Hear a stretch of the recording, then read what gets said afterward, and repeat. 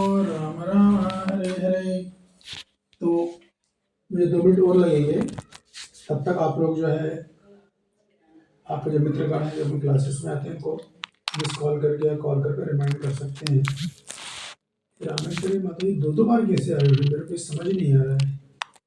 रामेश्वरी जी कहाँ हो आप? बोलना भी तो नहीं है।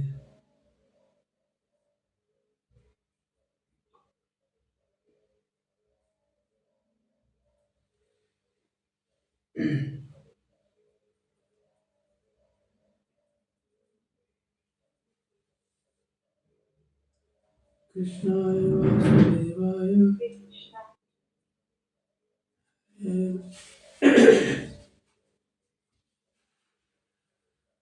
ओम अज्ञानातिमिरान्धस्य ज्ञानाञ्जनशलाकया चक्षुरुन्मीलितं येन तस्मै श्रीगुरुवे नमः।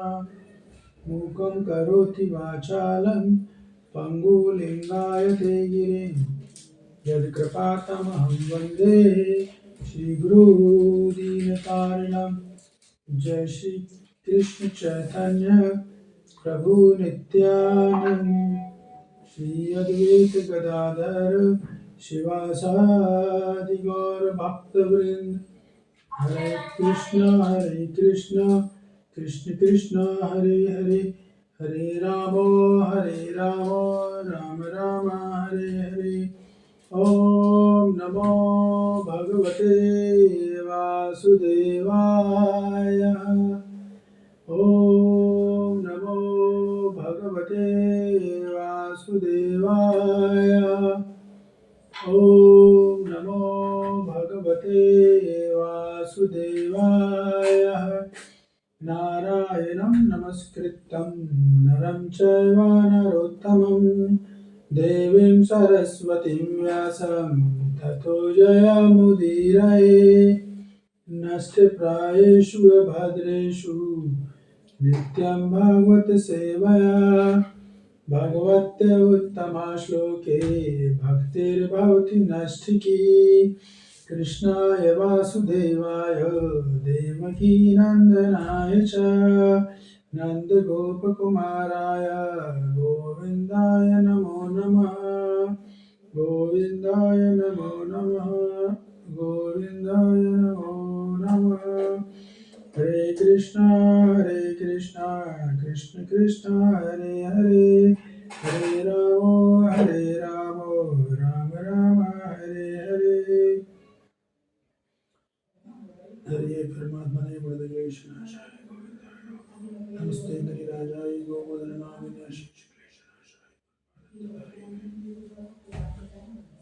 हरे Krishna. Welcome to all of you. आप सभी का स्वागत है। भगवद गीता यथारूप अध्याय 2 श्लोक क्रमांक 40। बहुत महत्वपूर्ण श्लोक है ये श्लोक, पूरी भगवद गीता का रीढ़ है। इसीलिए मैसेज जा रहा था कि आज क्या बोलते हैं उसको, स्कूल में आते थे क्या बोलते हैं, बंक मारते हैं ना, बंक ना मारे। जय गुरु जी ने मारा, पर तुमको पता होगा बंक का क्या मतलब है। तो आज बंक नहीं मारा तो अच्छा है, बहुत इंपॉर्टेंट क्लास है। ये वो श्लोक है जिसके कारण आज हम लोग आमने सामने बैठे हुए हैं। देखिए म्यूट कर लीजिए, मेरे को हर बार बोलना पड़ता है, बार बार कौन कहाँ से आवाज आ रही है। अनु दीदी के यहाँ से अनु दीदी म्यूट करिए अपने आप को, मेरे से कर रहा हूँ नहीं हो रहा है। अनु will remove all stock ठीक है। तो श्लोक बहुत ही महत्वपूर्ण श्लोक है, और ये वो श्लोक है जिसमें कि प्रभुपाद जी की जिंदगी के पूरे रास्ते बदल दिए और उनके माध्यम से हम सब के रास्ते बदलेंगे। क्या बात है भाई, अचानक कहाँ चला गए। कृष्णाय वासुदेवाय हरे परमात्मने प्रणतक्लेशनाशाय गोविन्दाय नमो नमः। नमस्ते गिरिराजाय गोवर्धननाभिने अशेषक्लेशनाशाय परमानन्ददायिने सच्चिदानन्दरूपाय विश्वत उत्पत्त्यादिहेतवे तापत्रय विनाशाय श्री कृष्ण वयं नमः। हाँ जी, हाथ उठाइए। कौन करेगा? कल की क्लास में हमने क्या चर्चा किया? फिर हम जो है रिपैक करेंगे। और घुमरा पानी लाना ना होता है, हल्का सा घुमरा चाहिए। यस, जय गौरी जी, थोड़ी जय कीजिए कल की क्लास की। क्या आपको याद है कल की क्लास में?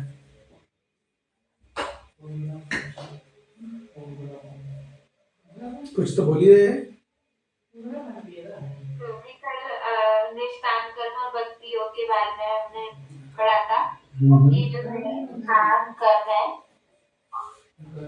भगवान सेकेंड चैप्टर में उसके बारे में बता रहे हैं, लेकिन प्रभुपाद जी निष्काम कर्म में भक्ति योग ये का बता रहे हैं। बिल्कुल सही जवाब, वेरी गुड। और कोई? संपा माता जी, अंजलि अग्रवाल, कांता माता जी, कल क्या चर्चा किया हमने? जो वीडियो ऑन कर सके इस स्थिति में हो तो करे तो अच्छा होगा। रंगनारायणी माता जी, आप रिपीट करोगे कल का चर्चा हुआ? थोड़ा बहुत कुछ पॉइंट्स लिख दो। प्रणाम। कोशिश कर जो कि आपने ये पूछा था कि ये जो है किस प्रयास में कुछ हमारी जोड़ी है, ठीक है, नहीं हाँ, तो ये कौन सा प्रयास है, ये कौन सा योग है? तो ये आपने बताया था अगर सब लोग निष्काम कर्म योग है ना, ये निष्काम कर्म योग के बारे में बात करते हैं भगवान। लेकिन जो प्रभुपाद जी हैं वो तो हर तात्पर्य में अपना भक्ति योग को जरूर जोड़ते हैं। और ये था कि बात का मतलब क्या है, क्या हानि नहीं होगी कि मनुष्य जो है अगर थोड़ी सी भक्ति कर लेगा वो निम्न योनि में नहीं जाएगा, उसका फॉल ऑफ नहीं होगा। तो जैसे कोई अगर हम जैसे आपने बताया जैसे किसी व्यक्ति को हरे कृष्णा बोलते हैं या कोई हमें मजाक से कहता है ये हरे कृष्णा वाले हैं, है ना, तो जैसे कि आपकी वजह से जो है वो व्यक्ति नर्क में नहीं जाएगा, मतलब उसने थोड़ा सा हरे कृष्णा भगवान का नाम लिया है जाने अनजाने में, तो भी वो नर्कगामी नहीं होगा, वो उससे बच जाएगा। ये आपने बताया था जी। और फिर आपने ये भी बताया था कि किसको मतलब कि याद आया पूरा अगले जन्म में पिछली भक्ति की हुई कि जो भक्ति करते हैं उसका कभी नाश नहीं होता। इसके एग्जाम्पल दिए थे आपने गजेंद्र का, आपने कहा गजेंद्र स्तुतियां पढ़ो बहुत अच्छी हैं, है ना, और भरत महाराज जी का बताया था। तो इतना ही प्रश्न। बहुत बढ़िया माता जी, बहुत सुंदर, बहुत अच्छा, अच्छे से आपको याद रहा। कुल मिलाकर आपने कल की चर्चा हुई ना उसका सार तो आपने पूरा सुना दिया। Very good, thank you very much. तो कल कुल मिलाकर यही चर्चा हुई थी। श्लोक में भगवान बोल रहे थे कि अर्जुन ये जो योग मैं बता रहा हूँ तुमको, उस योग की भगवान पहले महत्व बता रहे हैं। लेकिन जब तक किसी चीज का महत्व नहीं पता चलता ना, हम लोग किसी चीज पर ध्यान नहीं देते सुनने के लिए। इसी पर उसका महत्व बता रहे हैं भगवान कि क्या महत्व है। तो उन्होंने सबसे पहले ये बता दिया कि ये योग जो चलेगा उसकी जितनी उसे उसकी उसकी उसका वो जितना चल लिया उसमें हानि नहीं होने वाली फिर उसकी, मतलब जितना उसने इस योग पर जितनी प्रगति कर ली वो इंटरनल हो गई। अब मान लो उस पद को छोड़ भी देता है तो दोबारा जब भी चालू करेगा तो आगे से चालू करेगा, पीछे से चालू नहीं करेगा। एक गिलास में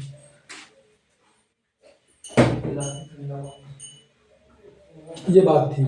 और ये बात को ध्यान रखिएगा, मैं फिर से बता रहा हूँ 39 से लेकर 53 तक इस श्लोक में जो बातें बताई गई हैं इसको ये निष्काम कर्म योग पर भी लागू है और भक्ति योग पर भी लागू है, दोनों पे लागू है। इसको बिल्कुल आप बैठा लो अच्छी तरीके से दिमाग में अपने, ठीक है ना। ये सारी बातें निष्काम कर्म योग पर भी लागू हैं, भक्ति योग पर भी लागू हैं। और इसी योग का एक नया नाम दे रहे हैं भगवान यहाँ पर। एक्चुअली उन्होंने श्लोक क्रमांक 39 में नया नाम दे दिया। थैंक यू, हरे कृष्ण।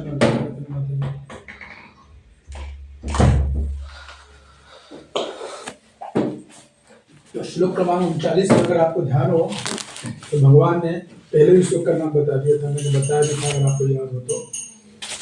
इस श्लोक का एक नाम और आ गया है, श्लोक क्रमांक 19।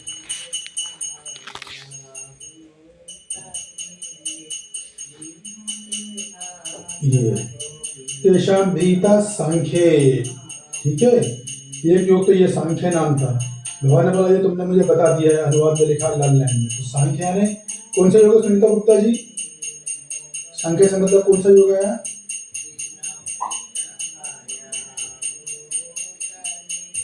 यस नारायणी माता जी, सांख्य योग से कौन सा योग है? श्लोक क्रमांक 39 देखो आप स्क्रीन पर अपनी।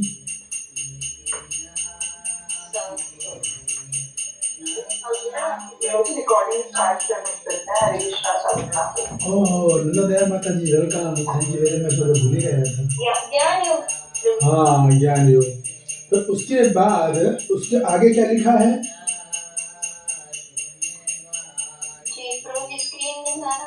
स्क्रीन नहीं आ रही, स्क्रीन तो आ रहा है।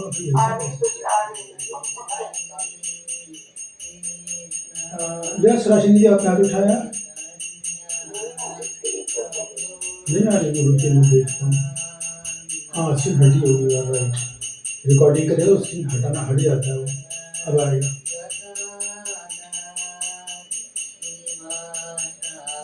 आ गया?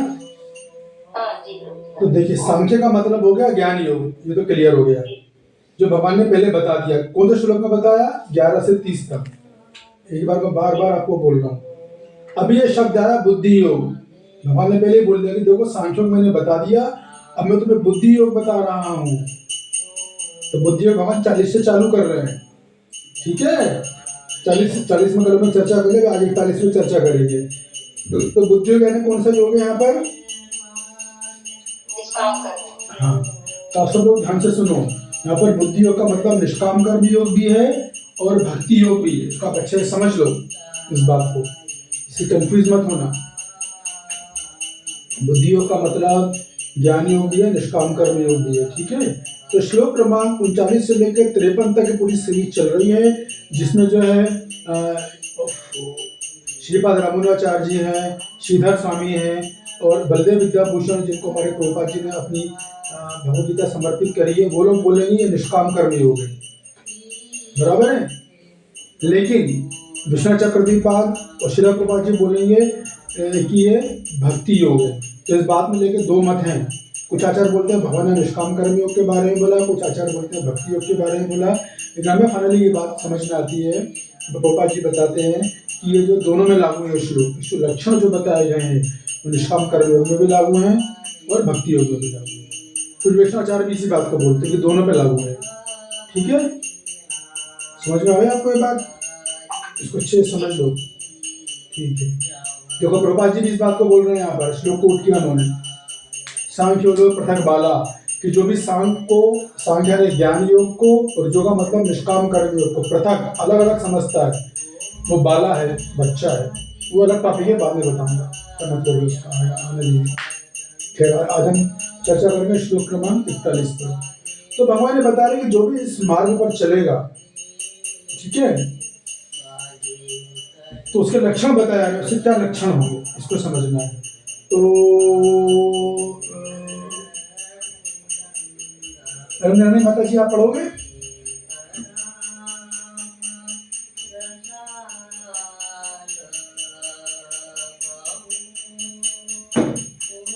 सुनीता गुप्ता जी आप पढ़ोगे? हाँ ठीक है। तो देखिए अभी मैं क्या करूँगा, किसका भी नाम रेंडमली बोल दूंगा, तो आप लोग अलर्ट रहिएगा। जिसका भी नाम बोलूँ तो जल्दी से जो है इसको ऑन करके बोलना चालू कर देना चाहिए, ताकि समय की बचत हो, दूसरे भक्तों का समय व्यस्त नहीं जाए, ठीक है। कि वो श्लोक क्रमांक 41 बहुत प्रसिद्ध श्लोक, जबरदस्त श्लोक। व्यवसायात्मिका बुद्धि रेके कुरु नंदना बहुशाखाहानंताश्च बुद्धयो अव्यवसायिना। पहले मैं शब्दार्थ कर दूं माता जी, फिर आप पढ़िएगा अनुवाद। शब्दार्थ ध्यान से सुनिए। व्यवसाय आत्मिका यानी कृष्ण भावना मत में स्थिर।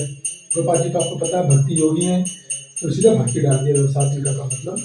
लेकिन इसके दो अर्थ होंगे, निष्काम कर्म योग और भक्ति योग। में जो स्थिर है, आत्मिका यानी स्थिर है, तो क्या होगा? बुद्धि यानी बुद्धि। एका एकमात्र ही इस संसार में कुरुनंदना, हे कुरुओं के प्रिय, बहुशाखा अनेक शाखा में विभक्त ही निसंदेह अनंता असीम च भी बुद्धया बुद्धि अव्यवसायी नाम, जो कृष्ण भावनामृत में नहीं है उनकी। तो अनुवाद पढ़िए माता जी। जो इस मार्ग पर चलते हैं वे प्रयोजन में रहते हैं और उनका लक्ष्य ठीक होता है। हे गुरुनंदन, जो दृढ़ प्रतिज्ञ नहीं है उनकी बुद्धि अनेक शाखाओं में विभक्त रहती है। तो भगवान बोल रहे हैं जो इस मार्ग पर चलते हैं। हाथ उठा के बताइए भगवान किस मार्ग की बात कर रहे हैं? जो इस मार्ग पर चलते हैं। तो पहले मार्ग समझना होगा, भगवान किस मार्ग की बात कर रहे हैं। यश शिवानी भाटिया जी। भक्ति मार्ग। हाँ, भक्ति मार्ग और निष्काम कर्म मार्ग दोनों की बात हो रही है, इसको समझ लो आप, मैं बार बार बोल रहा हूँ, ठीक है?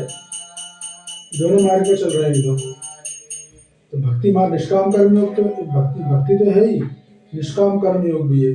तो दोनों जो इस मार्ग पर चलते हैं, मैंने आपको योग लीडर पढ़ा दिया है, मैंने आपको योग की सीढ़ी समझा दी है। योग सीढ़ी कहाँ से चालू हो रही है, कौन बताएगा?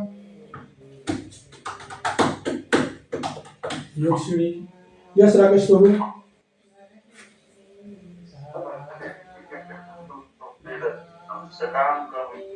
राकेश प्रभु आप अपना लोकेशन चेंज करो, आपकी आवाज पूरी तरह टूट जाती है, आप तो सुन ही नहीं पाते हम लोग, आप क्या बोले?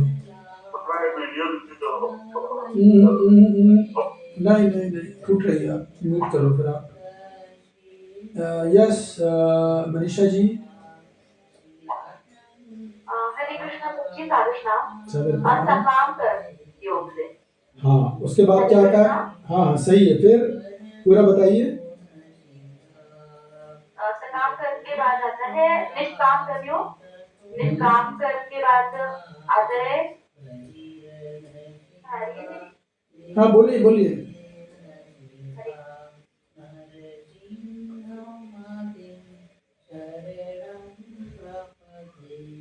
योगा लीडर कौन बताएगा भाई? 2 क्लासेस दी मैंने आप लोगों को पूरी, इतनी बड़ी बड़ी। यस जय गौरी जी बोलिए। पहला है सकाम कर, फिर निष्काम कर, और उसके बाद है ज्ञान ज्ञान योग,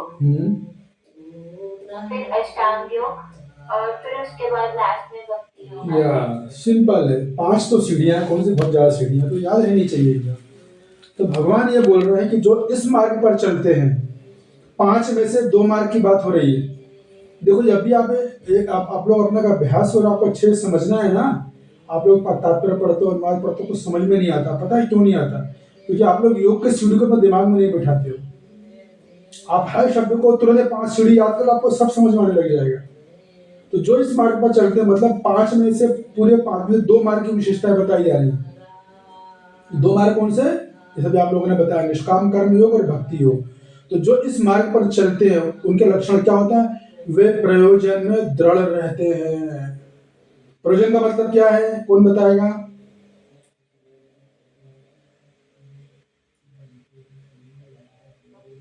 इसका आंसर भी योगा सीढ़ी में है। इसका आंसर भी योगा सीढ़ी में है, आपको मैंने बोल के बता रखा है। कौन बताएगा भाई प्रयोजन का मतलब क्या है? यस रंगनारायणी माता जी। हाँ वेरी गुड, आपको समझ में आ रहा है, आ गया। प्रयोजन मतलब साध्य। कितनी बार मैंने बोला? साध्य, लक्ष्य, उद्देश्य, प्रयोजन, ये सब एक ही शब्द हैं। इनको अगर आप नहीं समझोगे, नहीं बिठाओगे ना, तो गीता हमेशा आपके लिए रहस्य बनी रहेगी, खुलेगी नहीं। तो जो निष्काम कर्म मार्ग और जो भक्ति योग में चलते हैं वो दृढ़ रहते हैं। किसमें दृढ़ रहते हैं? प्रयोजन में। लक्ष्य प्रति वो दृढ़ रहते हैं, मतलब उनकी जरा सा भी दृढ़ से अपने लक्ष्य से वो विचलित नहीं होते। इस उदाहरण के लिए अर्जुन की, आपको याद है वो किस्सा पास्ट टाइम? द्रोणाचार्य ने एक पेड़ पे नकली चिड़िया रख दी थी, लकड़ी वाली, ठीक है, इस बात को देखने के लिए कि अपने प्रयोजन में कौन कौन लोग दृढ़ हैं। तो द्रोणाचार्य ने सबको बुलाया था एक एक करके, और सबसे पूछा क्या दिख रहा है तुम्हें? किसने बोला कि मुझे चिड़िया दिख रही है, द्रोणाचार्य ने तुरंत रिजेक्ट कर दिया, बोले छोड़ दो जाओ। एक एक करके बुलाया, ठीक है। और फिर दुर्योधन से पूछा, दुर्योधन तो ये तक बोल दिया, मुझे गुरुदेव मुझे और पत्तियां फूल वृक्ष सब दिख रहा, उसने चिड़िया छोड़ के सब बोला था कि मुझे सब दिख रहा है। तो दुर्योधन ने रिजेक्ट, जा यहाँ से करके गुस्से में रिजेक्ट कर दिया था। फिर अर्जुन को बुलाया, अर्जुन क्या दिख रहा है? बोले गुरुदेव मुझे केवल चिड़िया की आंख दिख रही है। गुरुदेव बोले शूट इट, मार दो इसको। थल से अर्जुन ने तीर छोड़ा, तो वो ओरिजिनल चिड़िया नहीं थी, उसकी हत्या की गई नहीं, वो तो लकड़ी की नकली चिड़िया बनाई गई थी जो पेड़ पर वृक्ष में रखी थी। इसको बोलते हैं प्रयोजन में दृढ़ रहना। उनका लक्ष्य एक होता है, केवल मुझे वो लक्ष्य पे फोकस करना है, मैंने और कुछ चाहिए नहीं और कुछ नहीं चाहिए, मुझे मेरा लक्ष्य चाहिए। दिन रात सोते उठते खाते पीते उसी का चिंतन करते रहते हैं, मुझे मेरा लक्ष्य चाहिए, मुझे मेरे लक्ष्य की प्राप्ति करनी, कैसे करनी है, यही उनका चिंतन रहता है। और ये देखा जाता है भौतिक जगत में भी देखने में आता है। देखिए अभी बताता हूँ धीरे धीरे करके। देखिए जो लोग अपने लक्ष्य पर केंद्रित होते हैं ना इस दुनिया में, वही सफल हो पाते हैं, सब लोग सफल नहीं हो पाते। उदाहरण के लिए कभी आपने सुना है आज तक कि कोई ऐसा महान क्रिकेटर हो, वो फुटबॉल में भी एक्सपर्ट हो, चेस भी खेलता हो? कभी ऐसा नहीं मिलेगा। जो शतरंज का किंग है वो शतरंज में एकदम फोकस रहेगा, जो क्रिकेट का किंग है वो क्रिकेट में फोकस रहता है, वो सब जगह फोकस नहीं होता है। तो सब जगह फोकस होने वाला का हाल क्या होता है आगे बता रहे हैं। तो जिस प्रयोजन में चलते हैं वो दृढ़ रहते हैं, उनका लक्ष्य भी एक होता है, मैंने इससे कम में कुछ चाहिए ही नहीं, फोकस, इसको बोलते हैं फोकस होना, केंद्रित होना। और हे कुरुनंदन, लेकिन तो जो अपने लक्ष्य पर फोकस होते हैं, जो अपने प्रयोजन पे पूरी तरह, जिनका लक्ष्य एक होता है, जिनका लक्ष्य दिन रात प्रयोजन प्राप्ति होता है, उनका लक्षण होता है कि वो अपने प्रयोजन की प्राप्ति में दृढ़ रहते हैं। दृढ़ निश्चय उनका बहुत स्ट्रांग होता है। क्या शब्द दृढ़ निश्चय के लिए यहाँ पर आया है? व्यवसाय आत्मिका बुद्धि रेके ह कुरुनंदना।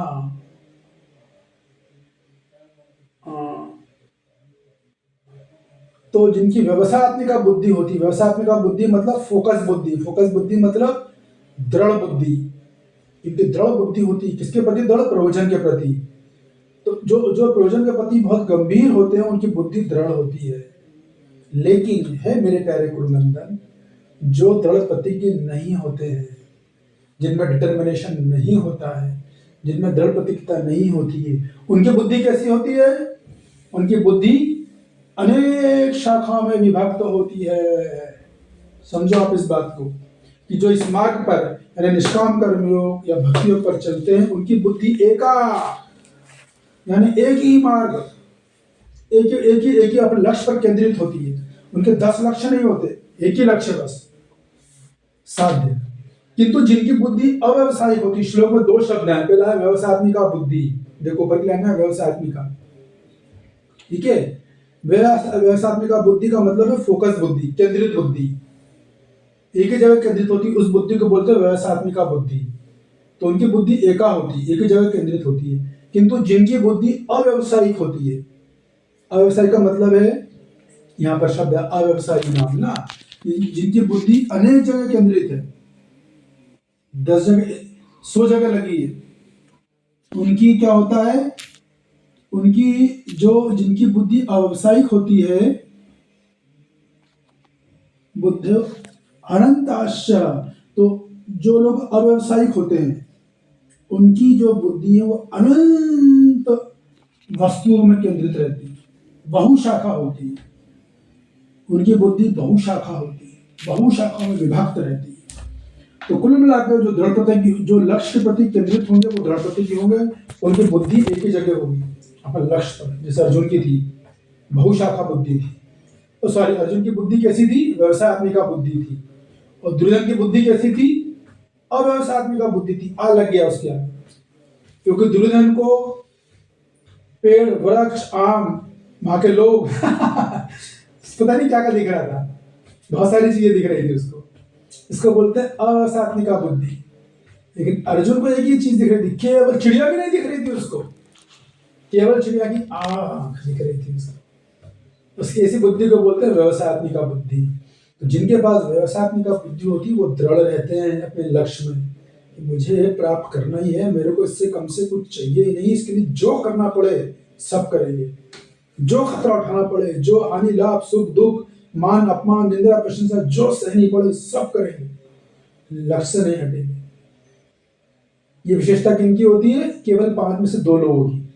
जो 5 योगा बताए ना उनमें 2 लोगों की, बाकी तीनों में विशेषता नहीं होती।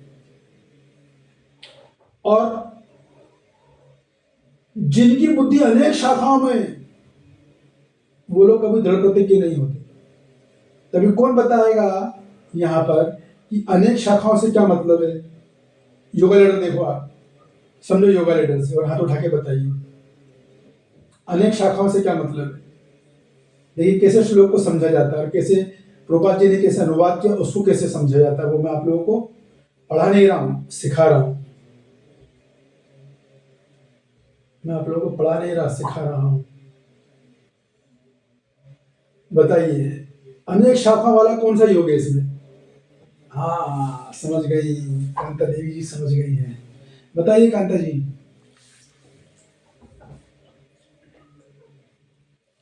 कांता जी इतनी देर क्यों लग रही है भाई? हरे कृष्ण प्रभु जी। हाँ जी सकाम कर्म योग प्रभु जी। बिल्कुल सही जवाब। कैसे? संसारिक भोगों को भोगने की प्रबल इच्छा होती है ना प्रभु जी, तो बिल्कुल इसलिए प्रभु जी। यस। देखिए अब इस बात को समझो, अभी शांत से सुनो। अभी आपसे पूछूंगा कि अब मैं नाम लेके पूछता हूँ कि इससे नहीं एक राशि बार बार आनी है। तो कांता राधानी माता जी आप बताओ कि अभी हम लोग पढ़ रहे हैं निष्काम कर्म योग, ठीक है? निष्काम कर्म योग से पहले भगवान ने कौन सा योग बोला योगा लीडर से? कोई सकाम कर्म बोले। बिल्कुल सही जवाब। तो भगवान ने सकाम कर्म योग बोला और आगे फिर बोलने वाले सकाम कर्म योग 42 में 43 में भी सकाम कर्म योग बोलेंगे। तो सकाम कर्म योग का फिर उसको बार समझ लो कि जो लोग सकाम कर्म बोलते हैं, कर्मकांड करते हैं, तो क्या करते हैं वो लोग अपने सकाम कर्म के प्रति बहुत आसक्त होते हैं, उसके प्रयोजन के प्रति, और इसलिए उनकी बुद्धि अनेक अनेक शाखाओं में विभक्त रहती है।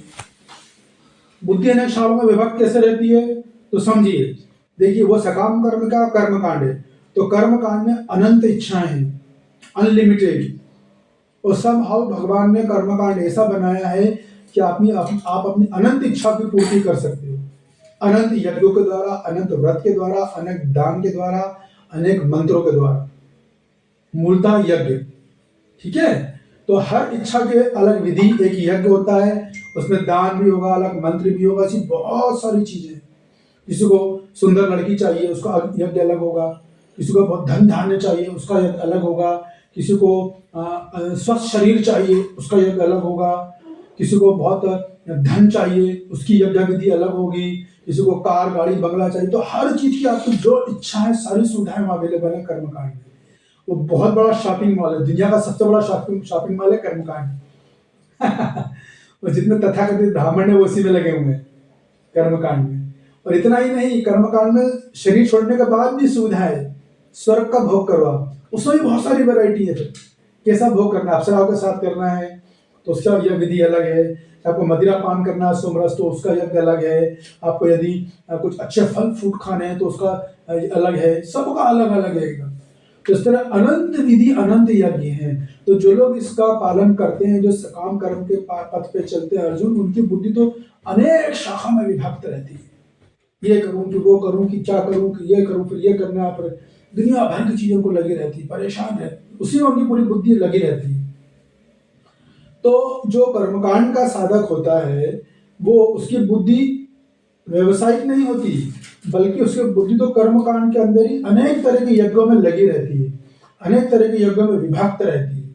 किंतु निष्काम कर्म और भक्ति योग का साधक ऐसा नहीं होता है। उसकी बुद्धि तो फोकस होती है अर्जुन, उसकी बुद्धि एकदम केंद्रित रहती है। उसको केवल कृष्ण के चरण कमल के अलावा कुछ दिख ही नहीं रहा है। जैसे अर्जुन को केवल चिड़िया की आंख दिख रही थी, वैसे जो भक्ति योग का साधक होता है उसको केवल कृष्ण के चरण कमल दिखते हैं। जो निष्काम कर्म योग का साधक होता है उसको केवल आत्मज्ञान के अलावा कुछ नहीं दिखेगा, न उसे आप डिस्टर्ब कर सकते, इतना फोकस होते हैं वो लोग। जो भक्ति योग का साधक होता है वो केवल राधा कृष्ण के चरणारविंद भजा हरे मन श्री नंद नंदन अभय चरणारविंद, वही वो फोकस होता है। उसी को केंद्रित कर वो अपने जीवन की सारी क्रियाएं करेगा, उसी को केंद्रित होकर वो आ, आ, कथा करेगा, कृष्ण की कथा करेगा, बातें करेगा, सब कुछ उसी को लेकर करेगा। जो भी क्रियाएं करेगा वो कृष्ण के चरण कमलों को केंद्रित लेकर ही करेगा। ये क्वालिटी किसी और योग के साधक में नहीं है। जो योगा के साधक बताया उनमें किसी में नहीं है ये गुण, ये केवल इसी मार्ग में है अर्जुन। तो जो इस मार्ग पर चलते हैं उनका लक्ष्य, जो उनका गोल है, गोल क्या है? कृष्ण प्रेम, वहां फोकस्ड होते हैं एकदम। ये मैं भक्ति योग के एंगल से बोल रहा हूँ। तो एकदम फोकस बुद्धि होती है, केंद्रित बुद्धि होती है। उनकी बुद्धि को बोलते हैं व्यवसाय आत्मिका बुद्धि। जैसे वो होता है ना घोड़ा, आपने देखा होगा घोड़ा, तो घोड़े की आंखों के बगल में वो लगाते हैं पट्टी, उसको क्या बोलते हैं?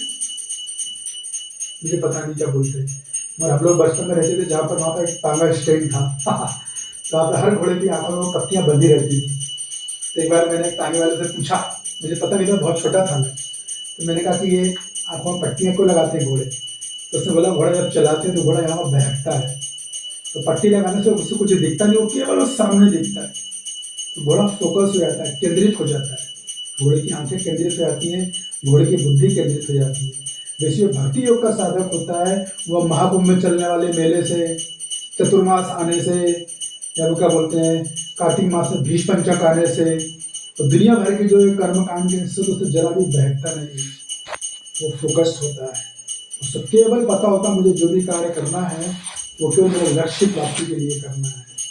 अनुकूल है ना क्या वो श्लोक, जो भक्ति के लिए अनुकूल है वो सब ग्रहण कर लेगा। जो लक्ष्य को प्राप्त करने के लिए जो कुछ अनुकूल चीजें वो ग्रहण करेगा, और जो लक्ष्य से हटाती है उसको, उन सब चीजों का वो प्रतिकार कर देगा। प्रतिकूल वस्तुओं को वो स्वीकार नहीं करेगा, अस्वीकार कर देगा। ये बात होती है बुद्धि योग के साधक की या भक्ति योग के साधक की। लेकिन कर्मकांड का साधक ऐसा नहीं होता, वो तो बहुत भ्रमित होता है। 10 जगह बुद्धि है, अभी लड़की भी चाहिए, मकान पे, गाड़ी में, बंगला, पता नहीं क्या क्या चाहिए उसको। फिर अभी हो गया, अभी स्वर्ग की तैयारी करेगा, पूरा भटका हुआ रहता है, उसकी बुद्धि भटकती रहती है। भटकी बुद्धि वाले लोग दुनिया में हमेशा परेशानी मिलेंगे भले ऊपर से हंसते दिखे, अंदर परेशान रहते हैं।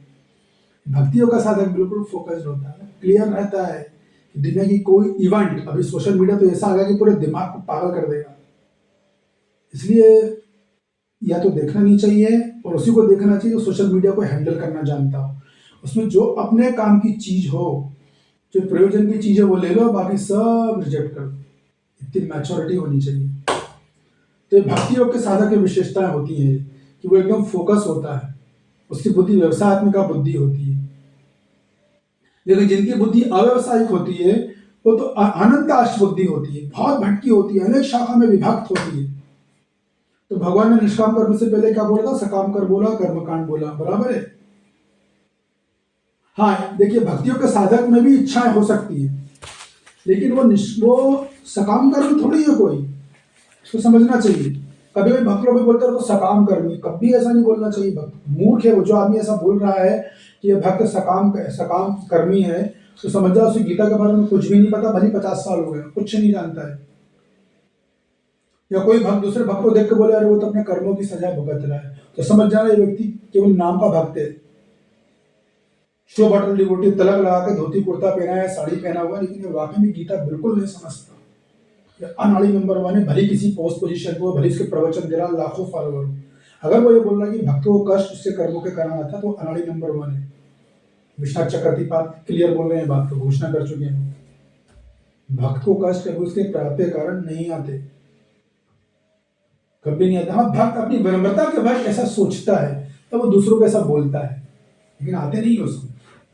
फिर एनीवे जो भी हो, तो भक्त भी कभी भी सकाम भक्ति करते हैं, तो करना तो नहीं चाहिए, लेकिन भक्ति होती क्योंकि मन में इच्छा है, लेकिन अभी वो सकाम कर्म नहीं कर रहा, वो सकाम भक्ति कर रहा है, तो ठीक है, उसको प्रयास करना चाहिए, कोई भावना को हटाए, वो निष्काम भक्ति करना चाहिए, अपने फल को भगवान को अर्पित करना चाहिए। धन से आसक्ति अगर है तो जितना आवश्यक हो उतना कम, आवश्यकता कम से कम करो, अपने लिए यूज करो, जितना एक्स्ट्रा सब सेवा में लगा दो भगवान, आपकी आसक्ति खत्म।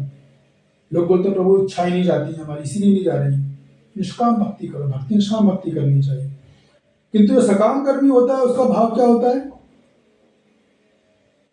उनकी भुक्ति यज्ञ व्रत दान अनेक जगह विभक्त रहती है। वो होते ना, हरतालिका व्रत है, वो महालक्ष्मी व्रत है, जय संतोषी माँ इत्यादि इत्यादि क्या क्या है वह जगह उनकी दुनिया भर का पाठ करते हैं, वो उसमें विभक्त रहती है। पार्वती पाठ और शिव जी पाठ, बहुत कुछ। लेकिन इस श्लोक में तो देखिए मुद्दा क्या है, अभी मुद्दे को समझिए। भगवान ने श्लोक क्यों बोला? पहले भगवान ने सकाम कर्म बोला, ऐसा कि राधा कांता माता जी ने बताया। अभी भगवान इस श्लोक से अर्जुन की चेतना को उठा रहे हैं, ऊपर कर रहे हैं। पहले भगवान ने बोला अर्जुन सकाम कर्म करो, जियोगे तो संसार का राज भोगोगे, मर गए तो स्वर्ग का भोग करोगे। अब बोला छोड़ो उसको, बेकार है, उससे अच्छी चीज दे रहा हूँ, वो क्या, निष्काम कर्म योग करो। तो अपना कर्तव्य भी करोगे, कर्म बंधन भी नहीं लगेगा, क्योंकि स्वर्ग भी जाओगे तो कर्म बंधन तो लगेगा। तो इसी चीज में बता रहा हूं आपको कि आप जो है ऐसा काम करो, मतलब उसकी चेतना को उठा रहे हैं कि तुम जो है निष्काम कर्मयोग करो अर्जुन। अपने कर्तव्य भी करोगे और पाप से भी बचोगे, ना पाप लगेगा ना पुण्य लगेगा, दोनों ही लगेगा, क्योंकि पापी भी बंधनकारी है, पुण्य भी बंधनकारी है संसार में। ये बात थी। तो ये वो श्लोक है, अब सुनिए इस बात को, ये वो श्लोक है जिसकी टीका पढ़कर, इस श्लोक में अनेक आचार्यों ने टीका लिखी है। जैसे रामानुजाचार्य ने टीका दी है, बलदेव विद्याभूषण ने अपनी टीका दी है, श्रीधर स्वामी पाद ने अपनी टीका दी, और विश्वनाथ चक्रवर्ती पाद ने भी अपनी टीका दी।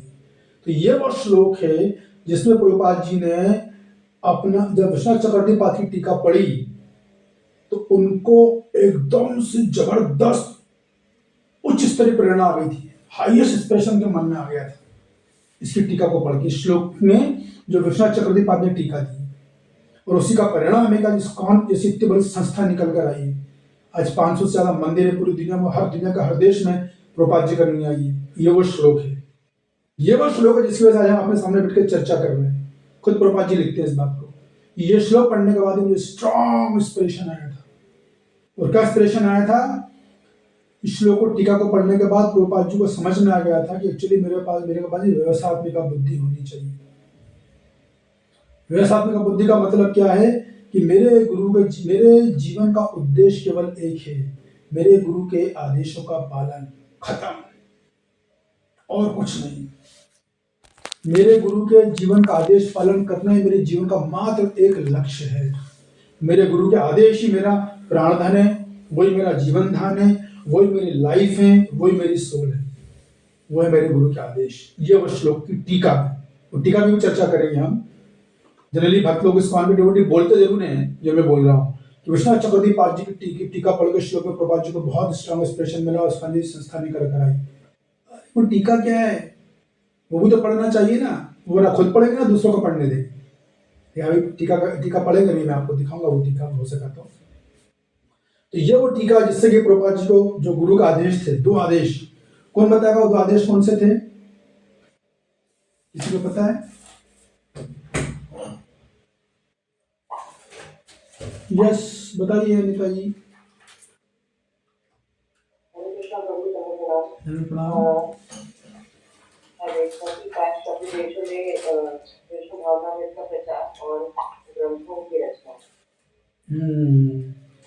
ये पाश्चात्य देशों में आप जो है क्या करोगे, भगवान चैतन्य महाप्रभु के मिशन का प्रचार करोगे। और दूसरा कहता, जब भी तुम्हें धन मिले तो क्या करना है, पुस्तकें छापना है। ये वो श्लोक था जिसको पढ़कर आप लोगों को टीका दिख रही है ऊपर, देखिए टीका लिखा है जहां पर सबसे ऊपर, देखिए किच सर्वोपयो भापी बुद्धे गो भक्ति योगा विषयम, संस्कृत में दिख रही है तनु माता जी? अभी ओपन नहीं हुई, ओपन नहीं हुई?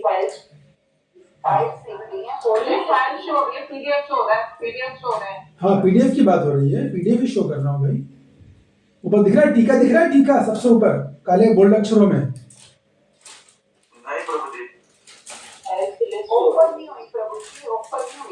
रुकिए, अच्छा रुकिए, वेट कीजिए, मैं करता हूँ फिर से, वेट कीजिए।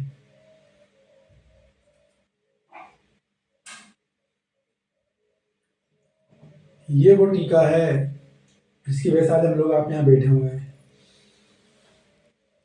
ये वो टीका जिसने कि जिससे पूरा इस्कॉन जैसी महान विश्वव्यापी संस्था निकल कर आई। दिखी? हाँ जी प्रभु जी। सबसे ऊपर लिखा है टीका, दिख रहा है आप लोगों को?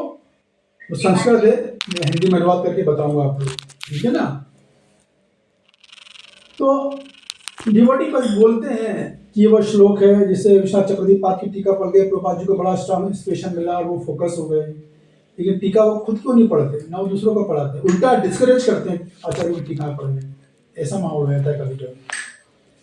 और प्रभुपाद जी खुलेआम बोलते हैं कि फॉल्स डिवोटी होता है ना, वो ये सोचता है कि आचार्यों की टीका नहीं पढ़नी चाहिए। फॉल्स डिवोटी थिंग्स दैट आचार्य टीका, वो इमेच्योर डिवोटी है। मेरे पास ऐसे अनेक प्रूफ हैं जहाँ प्रभुपाद जी ने आचार्य की टीका को पढ़ने के लिए बहुत रिकमेंड किया है। बहुत सारे प्रमाण मेरे पास रखे, मैंने पूरा डाटा बनाया है उसका, आचार्य की टीका को पढ़ना कितना महत्वपूर्ण है। लेकिन फिर भी कभी सुनना पड़ता है मत पढ़ो, टीका नहीं पढ़नी है, प्रभुपाद जी ने शब्द तो दिया, सभी टीकाओं में गीतों हुई। अरे तो गीतों आपको समझ में आ रही है क्या? तो है टीका में प्रभुपाद जी ने आचार्य की टीका डाली, आप बता सकते हो कहाँ पर क्या लिखा हुआ है और इस बात का क्या मीनिंग है? नहीं बता सकते। खैर अभी हम चर्चा करेंगे आगे की बात। तो देखिए क्या बोला जा रहा है। सबसे ऊपर लिखा हुआ है सर्वभयो अपि बुद्धिभ्यो, यानी जितनी भी बुद्धि होती है दुनिया में, सॉरी जितनी भी बुद्धि होती है, योगा लीडर में कितने तरह की बुद्धि होती है मन्या माता जी? योगा लीडर में कितने तरह की बुद्धि हुई? कितने तरह के योगा हैं? योग की सीढ़ी में योग, हाँ कितने तरह के बताएं? अभी उत्तर दिया था ना किसी ने। प्रभु जी निष्काम योग, टोटल संख्या पूछ रहा हूँ, नाम नहीं, संख्या पूछ रहा हूँ। 5। हाँ, तो 5 तरह की बुद्धि है जी। मैं बार बार बोल रहा हूँ। अगर आपको कोई भी श्लोक समझना है, योगा लीडर को बैठा लो दिमाग में, तो आपको सब समझ में आएगा, एकदम पानी की तरह क्लियर हो जाएगी। तो सर्वेभ्यो अपि बुद्धिभ्यो, जितनी भी बुद्धि है उनमें सर्वश्रेष्ठ बुद्धि कौन सी है? एक मिनट, बार बार कंट्रोल में आ रही जा रही। तो जितनी भी बुद्धियों में सर्वश्रेष्ठ बुद्धि का भक्ति योगा विषय बनेगा। जितनी भी बुद्धियां होती हैं उनमें सर्वश्रेष्ठ बुद्धि है भक्ति योग की बुद्धि। ये बोला जा रहा है। कौन बोल रहा है? विश्वनाथ चक्रवर्ती पाद बोल रहे हैं। सर्वे अपि बुद्धिभ्यो भक्ति योगा विषय, जितनी भी बुद्धियां हैं योगा योग की सीढ़ी जो मैंने आपको बताई है उसमें भक्ति योग की बुद्धि सर्वश्रेष्ठ है। राशि माता जी आपको क्या हो गया, बार बार क्यों आ रहे जा रहे हो? इससे वो डिस्ट्रिक्शन होता है। क्यों सर्वश्रेष्ठ बुद्धि है भक्ति योग की बुद्धि? बुद्धिर प्रत्यष्टा व्यवसायति, कि बुद्धि योग की बुद्धि निष्काम योग या भक्ति योग की बुद्धि सर्वश्रेष्ठ है। क्यों? क्योंकि व्यवसायत्मिका बुद्धि होती है। व्यवसायति, वो जो बुद्धि होती है व्यवसायति होती है, मतलब व्यवसायत्मिका होती है। व्यवसायत्मिका मतलब क्या है? मैंने बताया अपने प्रयोजन में, लक्ष्य में स्थिर होती है, दृढ़ होती है एकदम। जो प्रयोजन है वही चाहिए।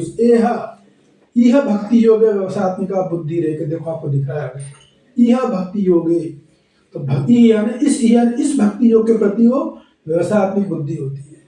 मतलब जो भक्ति योग का जो साध्य है एकदम फोकस होती है, उसको और कुछ दिख नहीं रहा है। जैसे घोड़े की पट्टी होती है ना आंख में, उसे अगल बगल कुछ नहीं दिखता, घोड़े को केवल सामने चलना दिखता है। वैसे जो भक्ति योग का साधक की जो बुद्धि है वो सबसे सर्वश्रेष्ठ है योगा लीडर में। और वो फोकस, क्यों सर्वश्रेष्ठ? क्योंकि वो फोकस होती है, लक्ष्य की तरफ पूरी तरह केंद्रित होती है। उसका संपूर्ण ध्यान एक जगह रहता है। एक जगह का मतलब है श्री राधा कृष्ण का चरण कमलों में एक जगह ध्यान रहता है। समझ लो आप अच्छे से। तो ये तो बुद्धि योग की विशेषता बताई उन्होंने। अभी वो बुद्धि योग का, सॉरी भक्ति योग का साधक है। हाँ बुद्धि योग बोलो, भक्ति योग बोलो या निष्काम कर्म योग बोलो, जो भी बोलो, अभी हम भक्ति योग को लेकर चल रहे हैं। उस साधक का मनोभाव बताया गया है। क्या है? लेते नहीं, उनका बहुत परेशान कर रही है राशि दीदी आज। राशि दीदी आप बार बार चेक इन क्यों हो रहे हो? Check in checkout, check in checkout. पता नहीं, यहाँ तो मेरा डिस्ट्रैक्शन इश्यू हो जाता है ना। चलो ठीक है। तो भक्ति योग के साधन की क्या मनोभाव होता है? मम श्रीमद गुरु पदाधिष्टम, कि मेरे जो गुरु के चरणारविंद हैं वो ही मेरा एकमात्र लक्ष्य है। तो गुरु के चरणारविंद से मतलब क्या, वो समझना पड़ेगा। गुरु के चरणारविंद का मतलब गुरु के चरण का फोटो नहीं है कि फोटो पे गए, फूल चढ़ाया, नमस्कार कर दिया और हो गया। ऐसा नहीं है बिल्कुल भी, वो बाहरी है। वो भी करना चाहिए, जरूर करना चाहिए, ऐसा नहीं है। लेकिन गुरु के चरणारविंदों का मतलब ये है कि गुरु के आदेशों का पालन। जब बोलते ना गुरु के चरणों के रज चाहिए, तो रज से मूल मतलब है आदेशों के पालन से है। तो गुरु के चरणों में क्या आदेश है? जो गुरु के जो मेरे गुरु हैं, मम श्रीमद गुरु पदाधिष्ठम भगवत कीर्तनम स्मरणम चरणम परिचरणादिकम एतद एव मम साधन मत देव, एतन एदम मम साधन मत एदेव। जो गुरु ने जो मुझे पद्धति बताई है साधन की, भक्तियों के साथ क्या साधन है, कौन बताएगा? भक्तियों का साधन क्या है? शिवानी जी बताइए। मेरे नाम से पूछना ज्यादा अच्छा टाइम लगता है। बात तो जो भक्ति योग का साधन जो मुझे मेरे गुरु ने दिया है, भगवत कीर्तन, स्मरणम, चरणों की सेवा इत्यादि जो कुछ मुझे दिया है, अर्चना, मंदम, दासम, साख्यम, मुख्यतः उसमें भी 6 में से शुरू के 3 श्रवणम, कीर्तन और विष्णु स्मरण। हम लोग श्रवण कीर्तन तो कर लेते हैं, स्मरण में फंस जाते हैं, और स्मरण होना बहुत जरूरी है। तो जो भक्ति मेरे गुरु ने जो मेरे को भक्तियों का साधन दिया है, वो ही एकमात्र मेरे जीवन का लक्ष्य है। जैसे अर्जुन के जीवन का लक्ष्य क्या था उस समय? चिड़िया की आंख। तो जो एकमात्र मेरे को जो विधि दी गई है, उसके अलावा श्रवण कीर्तन स्मरण के अलावा मुझे और मेरा कोई साधन है ही नहीं। मुझे दूसरे किसी साधन की जरूरत नहीं, मुझे कुंभ मेले में जाने की कोई जरूरत नहीं, मुझे दुनिया भर के व्रत रखने की मेरे को कोई आवश्यकता नहीं। मुझे गुरु ने एकादशी व्रत दे दिया, खत्म। दूसरे किसी साधन की मुझे जरूरत, ना कोई व्रत करना है, ना दान, ना उंगली अंगूठी में रत्न पहनने की जरूरत है, ना गले में माला पहनने की जरूरत है, ना मुझे किसी ज्योतिषी के पाने की जरूरत है, ना मुझे किसी तांत्रिक के पास जाना है। किसी साधन की मुझे जरूरत नहीं, ना सकाम करने की तो कोई जरूरत है ही नहीं, ना मुझे ज्ञान योग की जरूरत, साधन की जरूरत, ना मुझे अष्टांग योग के साधन की जरूरत है। मुझे मेरे गुरु ने नवधा भक्ति दे दी, खत्म, दैट्स ऑल। इसके अलावा मुझे किसी साधन की जरूरत नहीं। ना मेरी तकलीफ मुझे अड़ोसी से पड़ोसी के पास जाना है, रिश्तेदार के पास जाना है, मैंने किसी के पास नहीं जाना है। मेरे गुरु ने जो मुझे आदेश दिया, जो भक्ति दी, वो ही मेरे जीवन का एकमात्र लक्ष्य, एतद एव मम साधनम, यही मेरा साधन है। इसके अलावा कुछ भी नहीं है। दुनिया कुछ भी बोल दे मेरे को। जैसे मैं जब बीमार था, जब बहुत ज़्यादा बीमार था, पार्किंसन और पैरालिसिस ये सब उस फेस में था, जब गुजर रहा था, तो मुझे भक्तों नहीं बोला था कि प्रभु जी आप शनिदेव की पूजा करना चालू करो आप। और वहाँ पे ब्रज में एक जगह है, यहाँ पे शनिदेव का बहुत बड़ा मंदिर है, वहाँ पे कोकिला में, वहाँ पे बहुत लोग जाते हैं। उस दिन तो पूरा ट्रैफिक जाम रहता है, पूरा रोड भरा रहता है। आप वहाँ जाइए, वहाँ पूजा अर्चना कीजिए। और किसी ने अंगूठी पहनने का बोला, किसी ने ज्योतिषी का बोला। इवन अनेक भक्त लोग और भी जगह जगह गए जब वो बीमार हुए। तो यहाँ एक तांत्रिक है वृंदावन में, अभी भी है वो, तो दुर्गा जी का उपासक है। अनेक सारे भक्त गाड़ियां भर भर के गए थे उसके पास जब वो बीमारियां हो गई थी उनको। मुझे भी आके बोला चलो, तो मैंने ऐसा डांट लगाई थी उनको, उनकी दोबारा हिम्मत नहीं हुई थी मेरे को बोलने की। हमें गुरु ने दे दिया, और वही हमारी श्रद्धा की परीक्षा है कि हम कितने ईमानदार हैं अपने गुरु के साधन के प्रति। अब चाहे जो होना हो जाए, बात खत्म, कुछ मतलब नहीं रहा। दूसरा कोई साधन देखें, दूसरा कोई साधन देखें, दूसरे लोग खुश हैं बड़े, हम कष्ट में हो, दूसरे लोग दूसरी पूजा अर्चना उपासना करके बड़े खुश है, तो मन हमारा व्यतीत हो सकता है। चलो ये छोड़ो वो करो, या चलो दोनों थोड़ा थोड़ा कर लो, नहीं कुछ नहीं। हाँ अवश्य, क्योंकि गुरु बोलते हैं देवी देवता वैष्णव है, हम वैष्णव का सम्मान देते हैं। हम उनको बिना कुछ की उनकी वो कृपा मिलती है जो उनके साधकों को नहीं, जो उनके उपासकों को नहीं मिलती, क्योंकि उनकी देवी देवता की ओरिजिनल आइडेंटिटी क्या है? वो सब वैष्णव है, वो सब भगवान के सेवक है, भगवान की दी गई सेवाएं कर रहे हैं। तो यहाँ पे कृष्णा चक्रवर्ती पाद बात बोल रहे हैं कि मेरे गुरु ने जो मुझे दिया है, बस वही मेरे जीवन का एकमात्र लक्ष्य है, वही मेरा साधन है, वही मेरा भजन, और कुछ नहीं। यही मेरा भजन पूजन। वैसा गीत में आता है ना वो, चक्रदी पाल, यही मेरा भजन है पूजन, यही मेरा दान है, यही मेरा व्रत है, सब कुछ ये और कुछ नहीं है इसके अलावा। और इतना ही नहीं, यही मेरा साध्य भी है। साधन की तो बात छोड़िए, साध्य भी मेरा यही है। मेरा साध्य से क्या मतलब है कि जब मैं सिद्ध हो जाऊंगा तो भी मैंने यही करना है, तब भी मैं नवदा भक्ति ही करूंगा। अभी मैं साधक हूँ, एक प्रैक्टिशनर हूँ, तो नवदा भक्ति कर रहा हूँ। अगर मैं सिद्ध हो गया तो भी मेरे को यही करना है, तब भी मैं इसको नहीं छोड़ूंगा। ये मेरी नवदा भक्ति है। तो मेरे को हमें क्या साध्य मिला? प्रेमा भक्ति हमें प्राप्त करनी है, तो एकमात्र यही मेरा साधन है। और जब मेरे को प्रेमा भक्ति मिल जाएगी तब भी मैं नवदा भक्ति ही करता रहूंगा। तो ये मेरा इटर्नल शाश्वत प्रोसेस है मेरा है। मुझे कोई वेद विमर्शन करने की जरूरत नहीं है, मुझे कोई अष्टांग योग के 8 चरणों का अध्ययन करने, अष्टांग योग को ज्ञान की जरूरत है उसकी, लेकिन उसे प्रैक्टिस करने की कोई जरूरत नहीं है। मेरा कोई साधन नहीं, ना मुझे कोई कर्मकांड करना, ना मुझे चतुर्मास करना, ना मुझे भीष पंचक करना, कुछ करने की जरूरत नहीं।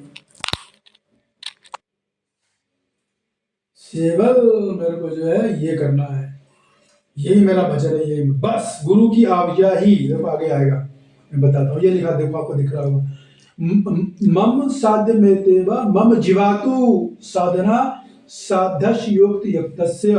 मम जीवातु, जीवातु का मतलब क्या होता है? जीवन की औषधि। जैसे मान लीजिए कभी कभी कोई व्यक्ति बहुत बीमार हो जाता है, तो डॉक्टर को दवाई देता है कि भैया ये दवाई नहीं है, तुम्हारा जीवन है, तुम्हें कभी कभी ऐसा होता है कि दवाई नियत समय पर लेनी पड़ती है, कभी गंभीर बीमारियां होती हैं, तो बोलते हैं डॉक्टर इस दवाई को इतनी ही बजे लेना है, लेट नहीं करना है और पहले भी नहीं लेना है। होम्योपैथी में अक्सर होता है। तो वैसे ही ये जो गुरु का जो गुरु का जो आदेश है, गुरु की जो भक्ति है, श्रवणम कीर्तनम विष्णु स्मरणम अर्चनम चरणों की सेवा, यही मेरा जीवन है बस। ये क्योंकि मैं टिक नहीं पाऊंगा, मैं मर जाऊंगा। ये मेरी ऑक्सीजन है। अभी हमारी नाक आके कोई बंद कर दिया अचानक से, ऐसे एक मिनट बाद फड़फड़ाने लग जाएंगे, क्योंकि चाहिए, वो जीवन है, वो नहीं रहेगा तो हमारा जीवन खत्म। वैसे ही मेरा ये जीवन, ये मेरे जीवन की सबसे बड़ी औषधि, नहीं तो मेरी मृत्यु निश्चित है। मृत्यु मतलब मैं भक्ति से बाहर हो जाऊंगा, मेरा पतन हो जाएगा। यही मेरा प्राणधन है, यही मेरा जो है अन्न है। अन्न, अगर मान लो हम लोग भोजन नहीं करते क्या होगा? मर जाएंगे ना।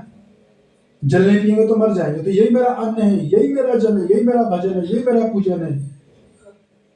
तो मुझे साधन सिद्ध साधक काल में भी गुरु का आदेश का पालन करना है, और सिद्ध काल में भी गुरु का आदेश पालन करना है। मेरी यही वांछनीय इच्छा, इसके मेरी और कोई इच्छा है ही नहीं। मुझे यही कार्य करना, दूसरा कोई कार्य करना ही नहीं है मेरे को। यहाँ तक स्वप्न में भी ऐसा बोलते हो, रोकी तो बात छोड़ो, स्वप्न में भी मेरे मन में गुरु का आदेश को छोड़कर अन्य कुछ करने की इच्छा नहीं, मेरी कोई वांछा नहीं। स्वप्न में भी वो गुरु का आदेश पालन करना, मेरे को जो सुख आएगा, जो दुख आएगा, मैं सब सहूंगा। जो निंदा मेरी करेंगे, जो प्रशंसा करेंगे, सब मैं सहूंगा। जो मान होगा, जो अपमान होगा, जो हानि होगा, जो लाभ होगा, प्रॉपर्टी जाएगी, पैसा जाएगा, अपने परिजन आपके गर्दन काटने को खड़े हो जाएंगे, सब मैं सहूंगा, तो सब मैं सहूंगा भगवान की भक्ति के लिए, गुरु का आदेश के लिए, क्योंकि यही मेरा एकमात्र लक्ष्य, यही मेरे जीने का एकमात्र कारण है, यही मेरा अस्तित्व है। तो मुझे किसी चीज की चिंता नहीं, गुरु का आदेश पालन में जो जाना हो चले जाए, आई डोंट केयर। मुझे बस केवल ये करना, तो ये करना है। ऐसी बुद्धि केवल भक्ति के साधक में दिखाई देती है। और विशाल चक्रवर्ती पात्र इतना तक बोलते हैं कि ऐसी बुद्धि निष्काम करेंगे को भी दिखाई नहीं देती। तो भक्ति योग के है ना, तो भक्ति योग के रसिक आचार्य तो बोलते ऐसी बुद्धि उसमें भी नहीं दिखाई देती, केवल भक्ति योग के साधक में ही दिखाई देती है। तो आप सोचिए, ये वो टीका है जो मैंने आपको बताई, इसे पढ़कर प्रभुपाद जी को इतनी महान प्रेरणा मिली थी कि प्रभुपाद जी ने इस्कॉन जैसी बड़ी संस्था का निर्माण कर दिया। ये वो श्लोक है। इसके बाद प्रभुपाद जी ने फोकस हो गए थे, क्लियर हो गया था उनको एकदम कि मेरे गुरु का आदेश मुझे बार बार मिल रहा है। पहले एक बार मुझे बोला, फिर मैंने पर्ची से लेके पूछा कि मेरे लिए क्या सेवा, तो गुरु ने फिर मुझे यही जवाब दिया। तो ये चीज बार बार आ रही है। अब मेरे को यही लक्ष्य बनाना, इसलिए जो छोड़ना पड़े, घर परिवार जो छोड़ना पड़े सब छोड़े। अब ये भक्ति में आते हैं तो बहुत अच्छी बात है, नहीं आ रहा है ये नहीं। और फिर भी ये वो टीका को पढ़ के प्रभुपाद जी ने इतना बड़ा काम किया, शायद पूरी दुनिया में फाउंडर आचार्य बन के जगह जगह की पूरी दुनिया में पूजा हो रही है। दुनिया का ऐसा कौन सा नेता, ऐसा कौन सा हॉलीवुड का स्टार है, बॉलीवुड का स्टार है, या पॉलिटिकल स्टार जिसकी रोज पूजा होती है वो भी नियत समय पर, एक भी नहीं है। एकमात्र प्रभुपाद जी और रॉक स्टार है जिनकी रोज नियत गुरु पूजा होती है और सारी दुनिया करती है। कैसे? व्यवसायत्मिका बुद्धि से। ये वो भक्ति है, ऐसा फोकस होना पड़ता है लाइफ में। तो गुरु का आदेश ही व्यक्ति में जीवन का पालन है, सार बात ये है, यही जीवन का सार है। गुरु के प्रभुपाद जी बोलते थे, the instruction of my spiritual master is my life and soul. गुरु का आदेश ही मेरा जीवन है, वही मेरी आत्मा है। इसको पढ़ने के बाद प्रभुपाद जी एकदम फोकस्ड हो गए थे, अब मैंने यही करना है।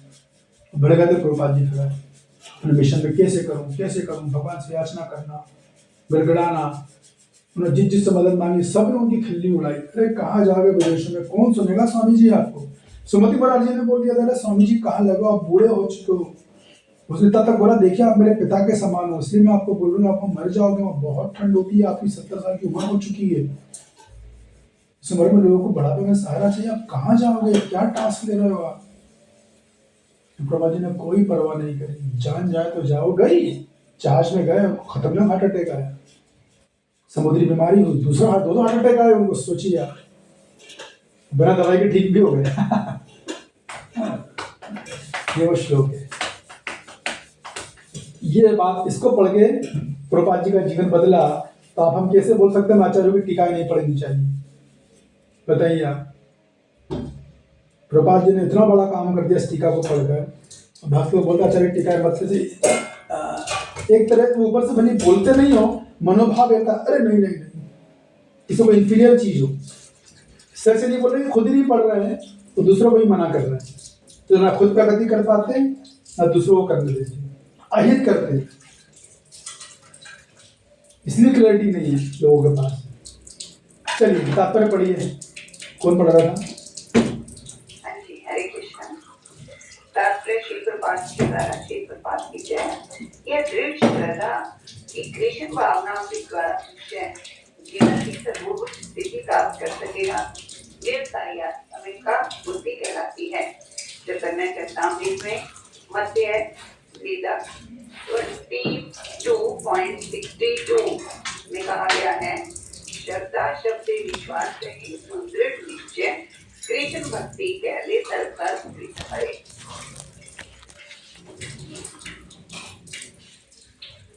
श्रद्धा का अर्थ है किसी अलौकिक वस्तु में अटूट विश्वास। हाँ जरूर चाहिए, मतलब श्रद्धा का मतलब ध्यान रखिएगा। श्रद्धा मैंने कहा था ना, जिस गोसाई बताते हैं लौकिक श्रद्धा नहीं, अलौकिक श्रद्धा। लौकिक मतलब संसार की श्रद्धा, जो दूसरों को देखकर पढ़कर सुनकर भक्ति में आती, उसकी बात नहीं हो रही। उसमें अटूट विश्वास कभी नहीं आएगा। यूट्यूब पे गए कोई वीडियो देख लिया हम भी जब करेंगे, उसमें कभी नहीं आने वाली श्रद्धा। किसी का प्रवचन सुन लिया, कुछ समझ में आया नहीं, किसने क्या बोला, अच्छा बोला बुरा बोला, जो भी बोला बड़ा अच्छा प्रवचन दिया, वो श्रद्धा काम नहीं करेगी। श्रद्धा एक ही काम करती है, खुद से जब शास्त्र का अध्ययन करते हैं, जब आचार्यों के मार्गदर्शन में शास्त्र का अध्ययन करते हैं, भगवद गीता का अध्ययन करते हैं, वो श्रद्धा होती है, उसको बोलते हैं अटूट विश्वास। वो होती है श्रद्धा, एक्चुअल श्रद्धा वो है। मैंने शास्त्रों के कंक्लूजन पर अटूट विश्वास होना, वो भक्ति टिकता है, वो अपने लक्ष्य को प्राप्त कर पाता है। ये तो सब भटकने वाले आज नहीं तो कल जरूर जाएंगे, तो समय का खेल है बस। एक हवा चलेगी,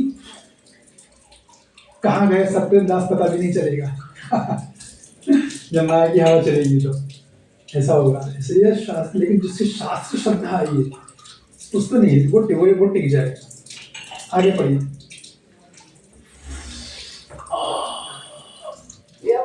भावनामृत के कार्यों में लगा होता है, तो उसके परिवार मानवता से बनकर कार्य करने की इच्छा नहीं होती। पूर्व में किए गए कर्मों के फल भी उसे सब काम करने में लगाते हैं। जब कोई कृष्ण भावनामृत में संलग्न हो तो उसे अपने कार्यों को शुभ फल के लिए प्रयत्नशील नहीं रहना चाहिए। जब कोई कृष्ण भावनामृत में लीन होता है तो उसके सारे कार्य आध्यात्मिक धरातल पर होते हैं, क्योंकि उनमें अच्छे तथा बुरे का द्वैत नहीं रह जाता। कृष्ण भावनामृत की सर्वोच्च सिद्धि ध्यात्म बुद्धि का त्याग है। कृष्ण भावनामृत की प्रगति के साथ क्रमशः यह अवस्था स्वतः प्राप्त हो जाती है। कृष्ण भावना भावित व्यक्ति का दृढ़ निश्चय ज्ञान पर आधारित है। वासुदेव सर्वमिति स महात्मा सुदुर्लभ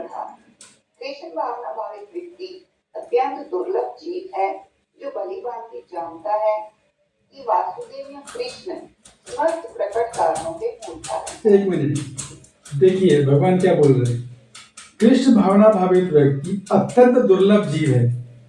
किसकी बात हो रही है? किसकी बात हो रही है? कौन बताएगा?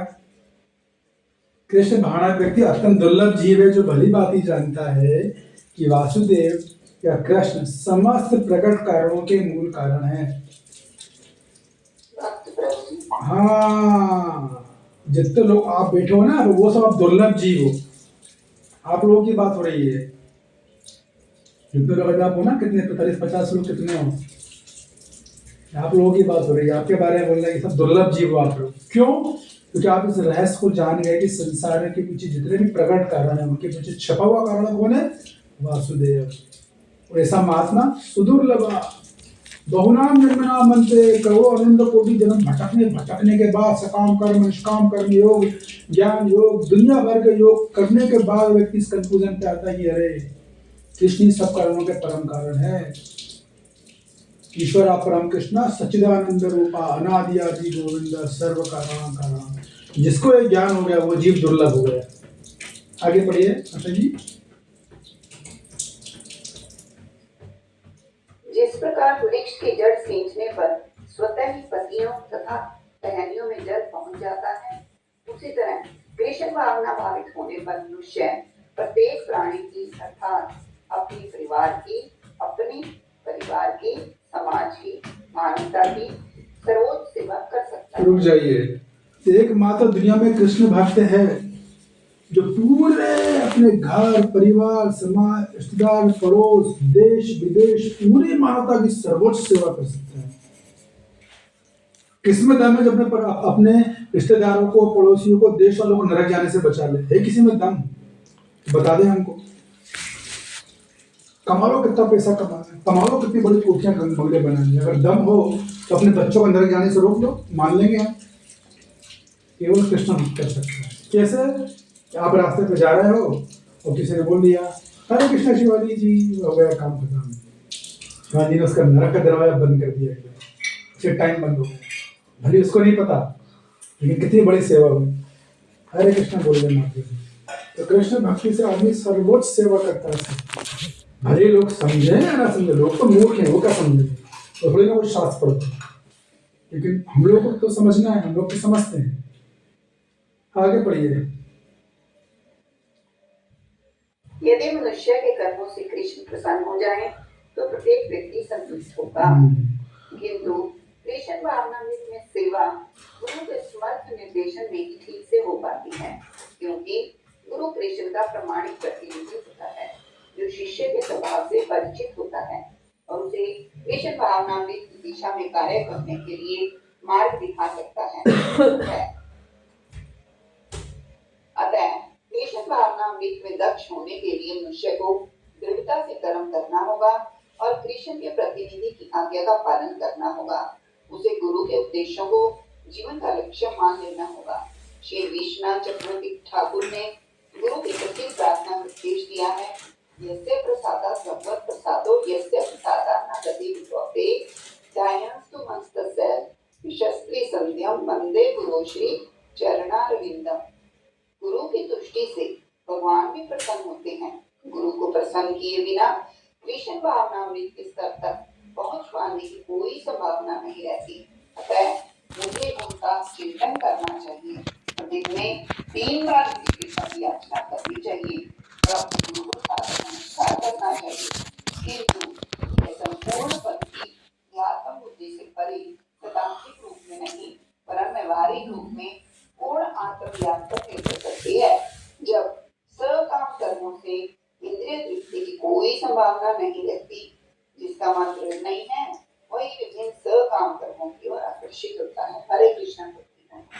हरे कृष्णा। धन्यवाद आपका। तो देखिए ये हो व्यवसाय आदमी का बुद्धि। एक मैंने आपको अर्जुन का उदाहरण दिया, दूसरा उदाहरण देकर बता रहा हूँ कि मान लो 2 किसान हैं और दोनों के पास अपनी अपनी जमीन है, मान लो कि थोड़ी 10-10 एकड़ जमीन है, एक एकड़ जमीन है ऐसा मान चलो। तो एक किसान ने अपनी 1 एकड़ जमीन में मात्र गेहूं लगाया दूसरे किसान ने अपने 1 एकड़ जमीन में थोड़ा गेहूं बोया, थोड़ा चावल बो लिया, ठीक है ना, थोड़ा बाजरा बो लिया, ऐसे कुछ 3 4 6 चीजें लगा ली। तो आपको क्या लगता है किसका फसल अच्छी आई, किसकी आर्थिक स्थिति सुदृढ़ होगी? जिसने एक फसल बोई उसकी, या जिसने उतनी जमीन में बहुत सारी फसल बोई उसकी? क्या समझना नहीं माता जी? जिसने एक फसल बोई। हाँ, क्योंकि वो फोकस था। इसी प्रकार जो कोई भक्ति के मार्ग को चलेगा, एक मार्ग को पकड़ता है, वो अपने प्रयोजन को प्राप्त कर लेता है। शर्त ये है कि उसे दृढ़ प्रतिज्ञ होना चाहिए। That's all. कृष्णा चक्रवर्ती टीका में कुल मिला के क्या बोला? जो भगवान श्री कृष्ण को अपने जीवन का एकमात्र लक्ष्य, दूसरा कोई नहीं, ओनली कृष्णा, कृष्ण मेरे और मैं कृष्ण की, खत्म खेल, बस अब जो होना हो जाए। तो देखो जीवन में कैसे चमत्कार होते हैं, तो जीवन लोग आपको नए नए तरीके लोगों से मिलाएंगे, कैसे ऐसे लोगों से टकराव हुआ, कैसे कैसे भक्ति में आगे बढ़ोगे, सारा रास्ता कृष्ण खोलेंगे, क्योंकि आप फोकस्ड हो गए। और फोकस नहीं हो तो फिर वो आपको वैसा संग नहीं मिलेगा, वैसा साधु संग नहीं मिलेगा। फोकस होने पे एक्चुअली में साधु संग मिलता है। कि भगवान अपने भक्त का संग हर किसी को इतनी आसानी से नहीं देते। बाकी सब चीजें दे देंगे, गाड़ी बंगला नौकर चाकर हेल्थ वेल्थ जो मांगो दे देंगे। साधु संग मांगोगे वो भगवान है, इसको परीक्षा से गुजरना पड़ता है, क्योंकि पता है कि जब तक आदमी वैल्यू नहीं करेगा तब तक दिया नहीं जाएगा। जब भगवान को लगता है कि अभी वैल्यू करने के लायक है, तब उसे वो चीज मिलती है। तो कब मिलती है? जब आदमी फोकस होता है। एक है गुरु नंदना। तो जो भगवान कृष्ण के भक्त, तो जीवन का लक्ष्य केवल एक होता है, ना उन्हें स्वर्ग प्राप्ति की इच्छा होती है, ना अष्टसिद्धियों की इच्छा होती है, ना सकाम करने की इच्छा होती है। वो केवल भगवान की सेवा में तन्मय रहते हैं। और जो अव्यवसायी होते हैं, ये तो व्यवसायिक बुद्धि हो गई, जो अव्यवसायी होते हैं वो क्या करते हैं? बहुत भौतिक इच्छा, धन चाहिए, यश चाहिए, शक्ति चाहिए, बहुत कुछ चाहिए उनको, सुंदर कन्या चाहिए, ज्ञान योग वाले भी हैं, ध्यान योग वाले भी, ये भी सब भटकते रहते हैं। किसी को स्वर्ग चाहिए, किसी को मोक्ष चाहिए, किसी को सिद्धियां चाहिए। इसीलिए विश्वनाथ चक्रवर्ती पात्र में फोकस बात कर रही है। भक्ति में भक्त का साधक ही फोकस होता है बस। तो हमें इस श्लोक से क्या शिक्षा मिलती है? एक ही लक्ष्य रखें। यदि भक्ति में सफल होना है तो हमें केवल राधा कृष्ण के चरण कमलों को ही अपना लक्ष्य बनाना चाहिए। दूसरा मैंने कुछ नहीं चाहिए, कुछ नहीं चाहिए, कुछ नहीं चाहिए। ये श्लोक से सीख मिलती है। दृढ़ संकल्प करना है। राधा कृष्ण की भक्ति करने में जो तकलीफ आएंगे सब सहेंगे हम। ठाकुर जी पकड़ लिया है आपको, अब छोड़ूंगा तो नहीं मैं आपको, क्योंकि मैं आपकी कीमत समझ गया हूँ।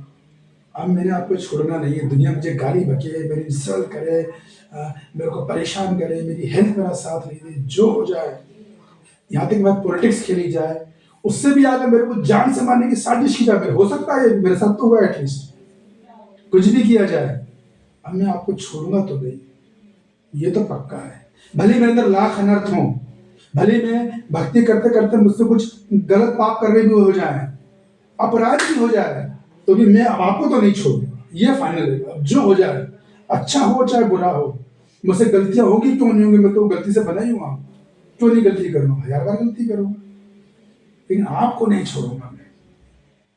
ये बात भगवान का दिल जीत लेती है। फिर भगवान आपके हमारे हृदय में कौन सी तकलीफ है, कौन सा काम, क्रोध, लोभ, वो देखते भी नहीं है, ध्यान ही नहीं देता ना, मैं कर दूंगा, वो बेचारा कर ही नहीं पाएगा। फिर उनको तो बस एक चाहिए, मेरे को ये होनी चाहिए, मैंने आपको छोड़ना नहीं है। अनर्थ अनर्थ अपनी जगह बने रहे, आई डोंट केयर, अपना प्रयास पूरा करूंगा, मैं जानता हूँ आपकी कृपा से ही जाएंगे, ऐसे नहीं जाने वाले। तो दृढ़ संकल्प होना चाहिए, तभी प्रगति होती है। भगवान राधा कृष्ण के प्रति निष्ठा होनी चाहिए, भक्ति के प्रति निष्ठा होनी चाहिए। रेगुलर नाम जब करना ही करना है, रेगुलर क्लास अटेंड करनी ही करनी है, मेरे को निष्ठा चाहिए, तब जाके भक्ति का रस का आनंद आता है। तो भगवतात्मिका बुद्धि का क्या अर्थ है? एक निष्ठ और दृढ़ संकल्प बुद्धि। एक लाइन, ये क्वेश्चन आएगा ऑब्जेक्टिव टाइप। व्यवसायत्मिका बुद्धि का क्या अर्थ है? एक निष्ठ और दृढ़ संकल्पित बुद्धि। इसको नोट कर लो। और अव्यवसायत्मिका बुद्धि का क्या अर्थ है? जिसकी बुद्धि अनेक शाखा में विभक्त है।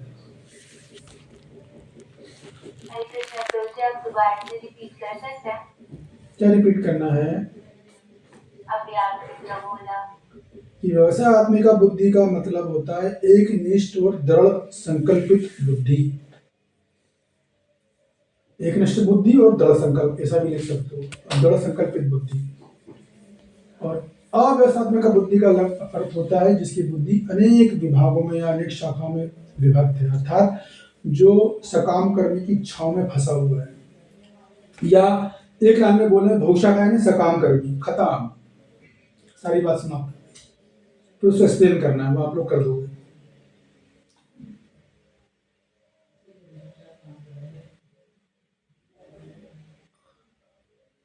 किसी का कोई प्रश्न?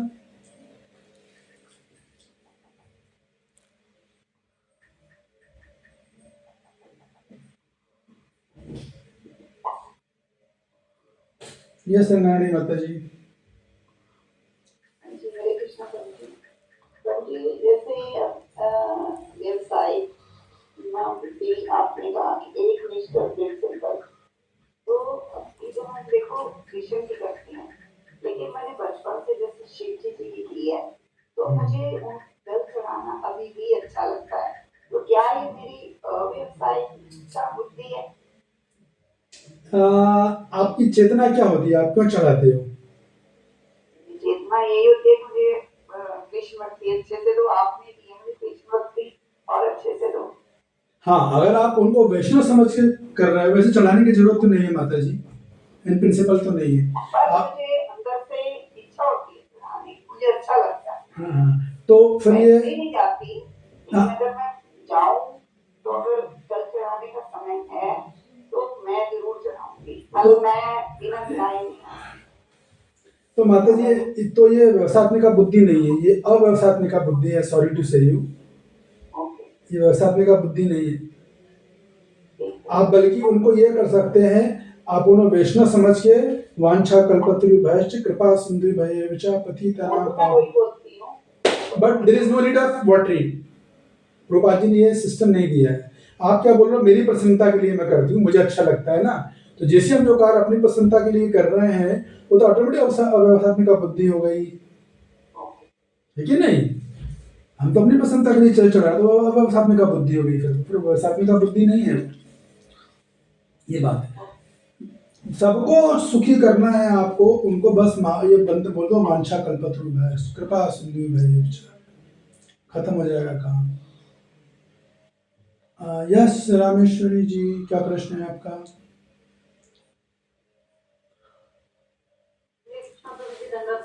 हाँ जी, धन्यवाद। और प्रभु जी आपने बोला था ना कि भक्त को कभी कष्ट प्रारब्ध के कारण नहीं आते। हाँ जी, कष्ट क्यों आते हैं जी? विष्णु चक्रवर्ती बोलते हैं ना, ईश्वर प्रदत्त, ये मैंने कई बार बताया, ईश्वर के द्वारा दिए जाते हैं, उसके शुद्धिकरण के लिए, उसके अनर्थों को हटाने के लिए, कई कारण से भगवान देते हैं। उससे कोई अनर्थ है, उसे प्रयास कर रहे उसको हटाने के लिए, कभी कभी उसका अहंकार को कम करने के लिए, अहंकार को दूर करने के लिए। तो एक लाने बोले तो दो कारण से, शुद्धिकरण करने के लिए और दूसरा भक्त का गुणगान करने के लिए। दोनों चीजों के भगवान भक्त को कष्ट देते हैं।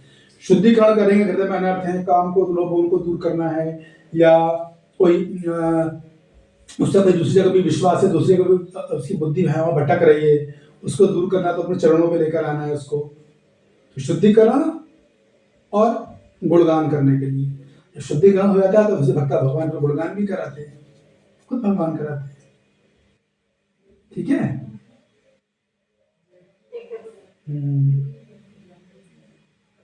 और किसका प्रश्न कोई? यस पूर्णिमा माता जी।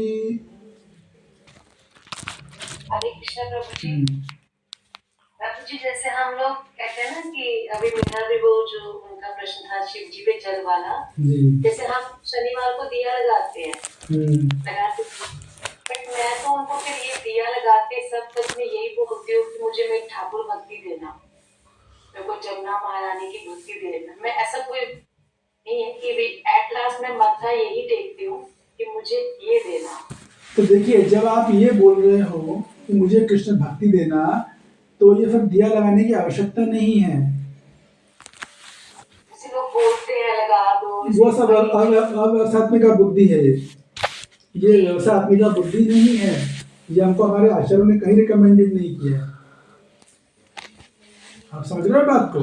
जी लेकिन फिर भी इसका एक हल है, वो मैं यहाँ नहीं बोलूँगा, आप उससे पर्सनली पूछ सकते हो, ठीक है। जी जी और रंगानी माता जी, आप भी मेरे से पर्सनली पूछना, मैं आपको बता दूंगा उसका सॉल्यूशन क्या है, और फिर भी करना है तो। बट जिस तरीके से आप कर रहे हो वो व्यवसाय का बुद्धि नहीं है। जब हमने राधा कृष्ण का स्नान कर लिया, उनका चलामत कर लिया, तो बात खत्म हो चुकी है एकदम, नो नीड, ये बात है। और कोई देखिए, एक और बात मैं बताऊं, भक्त लोग भक्ति में आते हैं तो कोई दुर्गा देवी का उपासक होता है, कोई शिव जी का उपासक होता है, कई भक्तों को उसका हरि नाम का जाप कर रहे हैं, प्रभु जी भक्ति कर रहे हैं, कि दिव्यता नाराज तो नहीं हो जाएंगे, मन में उनके भय रहता है। तो ये भी अभी उनकी बुद्धि पूरी तरह व्यवसायिक नहीं हुई। अरे नाराज नहीं हो, उल्टा खूब आशीर्वाद देंगे वो तो, क्योंकि वो खुद हाई क्लास वैष्णव है, आपसे अच्छे वैष्णव है वो। उनके सामने प्रणाम कर लो, महामंत्र बोलना, प्रणाम करना अनिवार्य है, वांछा कल्पत्र बोलना अनिवार्य है, महामंत्र सुना दो, खत्म हो गया। इतना खुश होगा, इतना आशीर्वाद देंगे, इतना आशीर्वाद देंगे, आप करोड़ टन पानी दोगे तो नहीं मिलेगा, लाखों लाखों दिए जला लोगे तो नहीं मिलेगा। ठीक है माता जी। और कोई? अच्छा कि आपने बढ़िया प्रश्न पूछ रहे हो, अभी मौका है, सब कुछ क्लियर कर लो। यस, बताइए रामेश्वर जी, दूसरा एक और क्वेश्चन है आपका।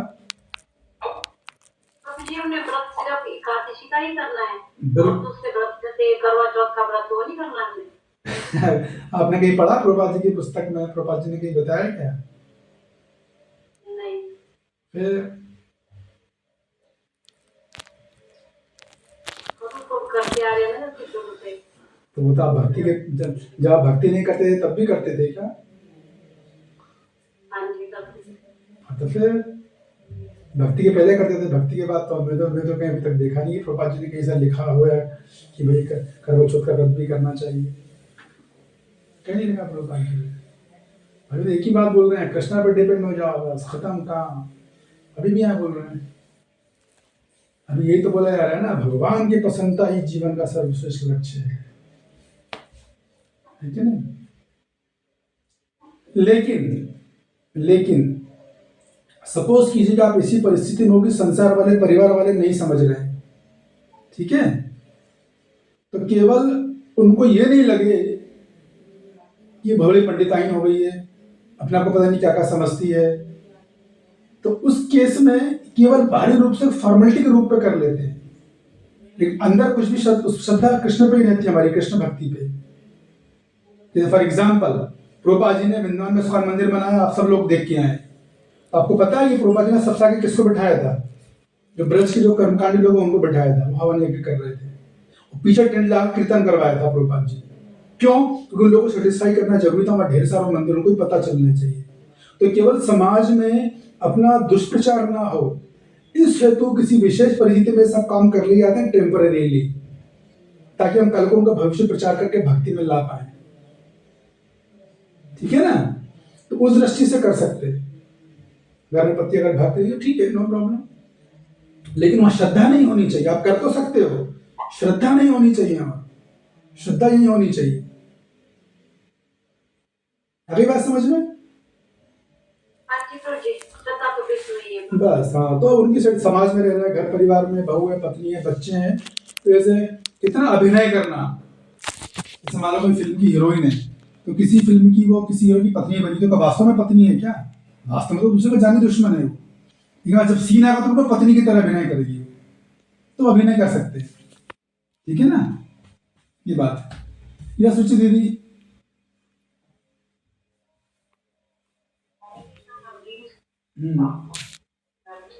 मेरा भी यही है। अरे हमें जाना बहुत पसंद है। क्या? और फैमिली में कहीं पर भी सब लोग आ जाना पसंद करते हैं, तो फैमिली के साथ फैमिली चलते हम। तो क्या वो गलत है क्या प्रभु? आपको पसंद है कि नहीं है? मुझे बहुत पसंद है प्रभु जी। बस अरे आपकी आवाज ही आवाज कट रही है, आप क्या बोल रहे हो? मैं सुन ही नहीं पा रहा। जगन्नाथ जी जाना है, वार्ता की तरह है, चारधाम में मुझे बहुत पसंद है जाना।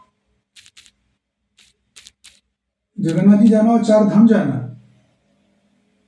हाँ जी प्रभु जी, चारधामों में वार्ता की है, मुझे जगन्नाथ जी तो बहुत ही पसंद है, मेरे को बहुत जाना अच्छा लगता है। नहीं तो ये तो देखिए ना, ये तो रूप गोस्वामी ने जो भक्ति के 64 अंग बताए तो भक्ति में आता है। धाम की यात्रा करना, जगन्नाथ जी जाना, द्वारकाधीश जाना, तो भक्ति के इसमें आता है। ये तो भक्ति है एकदम, इसमें कोई संदेह ही नहीं है। इसमें क्या है, ये आपको पता ही है। भक्ति का अंग है, भक्ति में आता है, बराबर जाना चाहिए, बिल्कुल जा सकते हो आप लोग। ब्रजधाम तो सर्वश्रेष्ठ, ये भी आपको पता होना चाहिए, नंबर 1 है ब्रजधाम। ठीक है, ओके, ठीक है। हरे कृष्णा कृष्ण कृष्ण हरे हरे, हरे राम राम राम हरे हरे। रीना जी आई हैं आज क्या?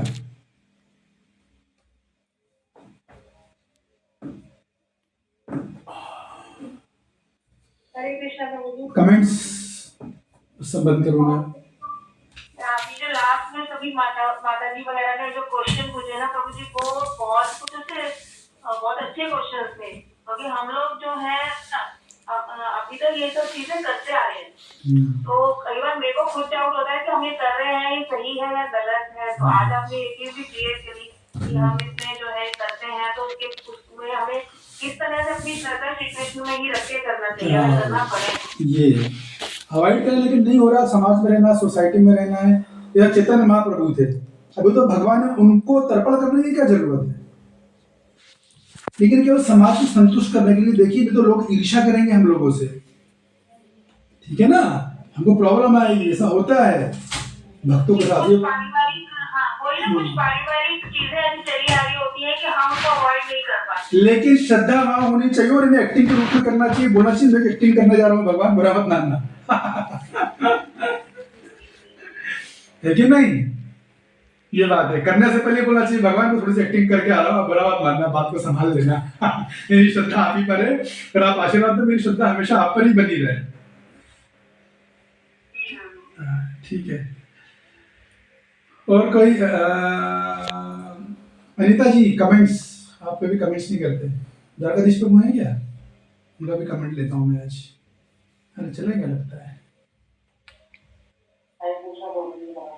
हाँ जी, बहुत नॉलेज होगी हमें, और इनफैक्ट जो खासकर माताओं के जो क्वेश्चन जो हम अभी बता रही है, ये सभी पे डाउट है, जितना भी ट्रेडिशन जितना भी चीजें होते रहते हैं, तो इसको हमने कैसे हैंडल करना है, इसको सिखा दिया।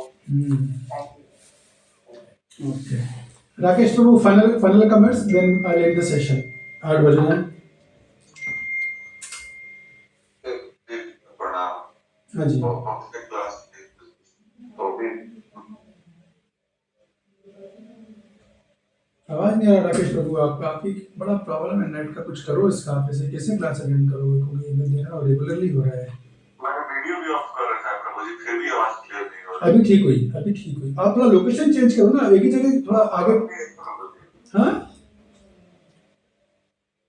नहीं प्रभु जी, जरा कितना था नेटवर्क। ठीक है ठीक है। मैंने 2-3 लोकेशन बदल दिया प्रभु जी। अच्छा अच्छा, आ रही है प्रभु जी? हाँ बोलिए, ट्राई करते हैं एक बार और, लास्ट चांस। अब आ रही है प्रभु जी? हाँ स्पीक, बोलिए हरे कृष्ण प्रभु जी। बोलिए। प्रभु जी मैं यही कह रहा था, जनरली प्रभु जी मैं बोल रहा हूँ, मेरी आवाज आ रही है? कहिए कहिए, बोलिए बोलिए। आ रही है प्रभु जी, आ रही है। मैं यही कह रहा था कि जनरली आचार्यों की टीका को पढ़ने से या उसे समझने से प्रभु जी कोई इंटरेस्ट नहीं दिखाता, लेकिन मूल उद्देश्य, जब तक हम आचार्यों के माध्यम से भगवत गीता नहीं समझते, तब तक भगवत गीता का एसेंस नहीं आ पाता प्रभु जी। और आप उस एसेंस को दे रहे हैं प्रभु जी, और आपने क्लियर देख किया कि हमारे फाउंडर आचार्यों को कितना महत्व देते हैं। उन्होंने आचार्यों को पढ़कर ही प्रभु जी भक्ति का प्रचार किया और भगवत भक्ति संबंधित ग्रंथ की रचना की प्रभु जी। तो प्रभु जी आपके माध्यम से हम लोग जान रहे हैं प्रभु जी, और इसको समझ रहे हैं और सीखने का प्रयास कर रहे हैं प्रभु जी। का बहुत बहुत धन्यवाद प्रभु जी। बहुत बढ़िया कमेंट है। एक्चुअली मैं इसी कमेंट का वेट कर रहा था कि ये बात कौन पकड़ता है। ये पूरे क्रक्स का सार था। आप इस कमेंट ने मेरी आज की जो 2 घंटे 3 घंटे की मेहनत थी, आपने सफल कर दी। धन्यवाद, thank you very much, thank you. Yes Rinku ji, आप कौन है, कहाँ से, मुझे भी नहीं पता जी। फाइनल कमेंट है, चलो। हरे कृष्ण प्रभु जी, दंडवत प्रणाम। प्रणाम। जी मैं शिमला से हूँ। मैं ओह। फर्स्ट टाइम आई हूँ। रामेश्वरी माता जी ने मुझे लिंक दिया आपका। Okay okay okay. हाँ जी, वो मेरे सिस्टर है रामेश्वरी माता जी। ओह वाह, अच्छा कैसा लगा आपको? अच्छा लगा प्रभु जी, बहुत अच्छा लगा। ओके ठीक है, थैंक यू। थैंक यू प्रभु जी। हरे कृष्ण। ठीक है, हम लोग कल तो शनिवार है, आप लोग एंजॉय कीजिए स्पिरिचुअली, संडे एंजॉय कीजिए स्पिरिचुअली, मैं भी करूँगा। ठीक है, thank you very much. Hare Krishna Krishna Krishna Hare Hare, Hare Ram Ram Ram Hare Hare. Sunday को तारीख कितनी है? संडे को मिलेंगे शाम को 6:30 बजे, ठीक है? ओके, हरे कृष्ण। मंडे को सॉरी मंडे को, अरे हाँ संडे को हो सकता है मैं क्लास रखना नहीं, मतलब जब मुझे याद दिलाओगे पितामह भीष्म का सेशन, पिछली बार मैं भूल गया, आपका रिमाइंडर नहीं आया तो। हम वेट करते रहे कि क्लास में but why did you give me reminder? आपने रिमाइंडर तो देते, मैं तो भूल जाता हूँ, मेरे पास इतनी सारी एंगेजमेंट होती है। तो आप अगर सेवा ले लो ना, मुझे संडे को याद दिलाता, प्रभु जी भीष्म पितामह की क्लास, तो मैं मैसेज डाल के प्लान करके कर सकते हैं अपन, ठीक है ना?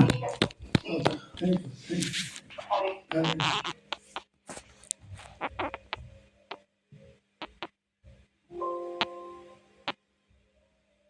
आ गया मजा? आज आज अच्छी थी, हम्म? आज शाम अच्छी थी। अच्छा, रोज नहीं रहती? नहीं रहती है, समझ में नहीं आती मेरे को ज़्यादा।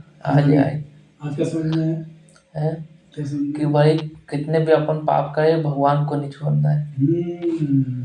भाई कुछ भी हो, कुछ भी हो गया, बस सोचना ही नहीं है, भगवान को मत छोड़ना। और हर जगह मतलब अलग अलग चीज़ों पे फोकस करने से कुछ नहीं होता। समझ गया बात है। कुछ भी हो जाए जीवन में, अपना भगवान को छोड़ना, चाहे जो हो जाए, सोचना ही नहीं है, वो कॉन्सेप्ट एग्जिस्ट ही नहीं करता। भगवान नहीं है अपने लिए, हम्म? भगवान नहीं है अपने लिए। बिल्कुल सही, अपने लिए ही, हाँ, ये भावना होनी चाहिए। घर पे लगे लगी भाई करो, मैंने कहा भी वही करना है।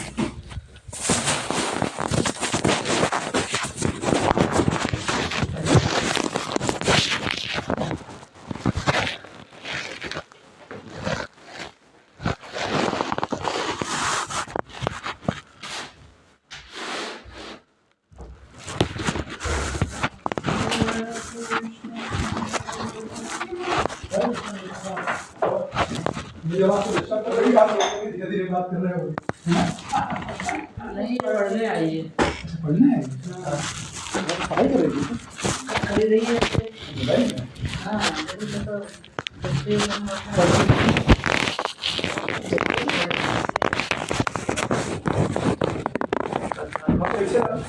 आपको एक्सेल आता है क्या? उसमें नहीं है, पर मुझे भी रखना है। आप वगैरह बनाए, ठीक है? हैं? फिर बात करेंगे। कल मिलते हैं।